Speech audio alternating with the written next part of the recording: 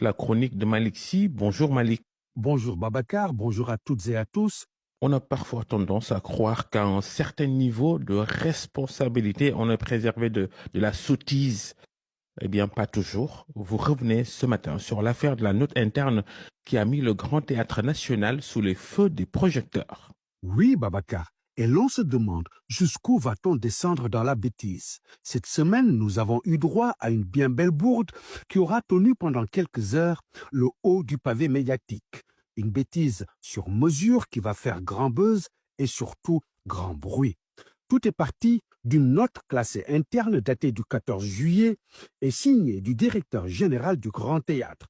Le document, dont le contenu a été dévoilé sur les réseaux sociaux, interdit notamment aux femmes l'extension de cheveux communément appelée greffage et la pratique de la dépigmentation. Une décision qui est à l'initiative de la direction générale et qui viserait, selon elle, à promouvoir les valeurs panafricaines conformément aux missions du Grand Théâtre. Et comme la bêtise insistait toujours, pourquoi s'arrêter en si bon chemin? Les initiateurs assurent qu'une attention particulière allait être accordée à sa stricte application. Simple stupidité administrative au départ, la note de service devient très vite virale. Portée par la puissance des réseaux sociaux, elle suscite un immense cortège de commentaires enflammés et de réactions passionnelles. Si le monde était un grand théâtre, celui du grand théâtre l'est encore plus, car devant le tollé soulevé par sa mesure, le directeur réplique et tente désespérément de repréciser ses intentions qui visaient avant tout à encourager une appropriation par le personnel des valeurs fondamentales de l'établissement. Une deuxième séance d'explication qui n'a pas suffi à éteindre la polémique sur les menaces qu'une telle décision fait peser sur les libertés individuelles. Devant l'énorme vague d'indignation et l'impressionnante levée de boucliers, le directeur général du Grand Théâtre s'est vu contraint de retirer purement et simplement sa note interne. Mais le pire dans tout ça, Babacar, est de se dire que nous avons été 18 millions de Sénégalais quand même à avoir payé aussi cher pour la production d'une telle absurdité. Mais ça, c'est une toute autre histoire. En tout cas, la volte-face rapide et spectaculaire du patron du Grand Théâtre devrait faire débat sur ce qu'il reste d'une société quand tout s'écroule. Je veux parler de nos libertés individuelles et collectives. Et l'affaire de la note sur les coiffures et les fonds de teint, au-delà du fait qu'elle est discriminatoire et d'une bêtise substantielle, elle met en scène ce qu'il se passe aujourd'hui au Sénégal depuis l'avènement du PASTEF, dont le président est l'auteur il y a quelques semaines de cette inquiétante formule sur les libertés. Je cite: les pays qui ont décollé ces dernières années sont les pays où les libertés ont été réduites, pour ne pas dire complètement annulées.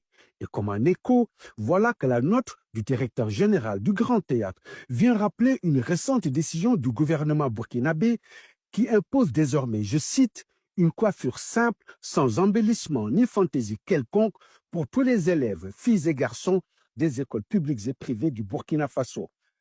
Il faut être bien naïf pour croire que derrière les intentions avortées du Grand Théâtre, il n'y avait pas un véritable message politique.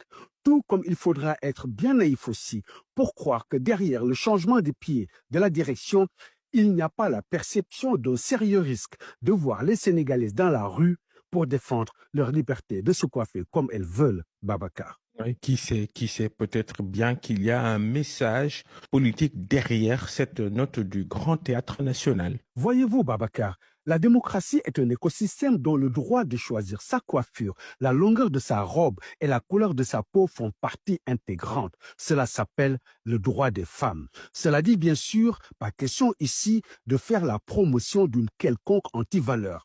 Mais de quoi parle-t-on?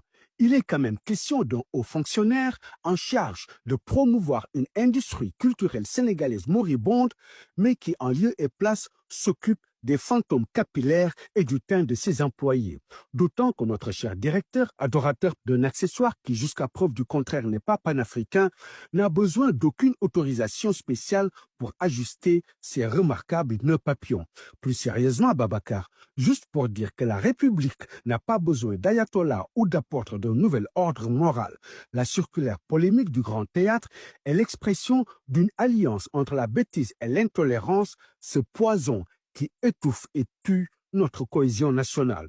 Alors, question, cette note a-t-elle été concoctée dans le huis clos de son bureau par un patron velléitaire ou était-ce un ballon d'essai pour tester les opinions sénégalaises? Une chose est sûre, la gravité des enjeux qui entourent les questions de société exige une vigilance de tous les instants. L'initiative ratée du directeur général n'est pas sans nous rappeler, Babacar, que c'est souvent lorsqu'on a les idées clairsemées et rares qu'on cherche le plus souvent à se faire remarquer. Bien dit Malik, c'était votre chronique.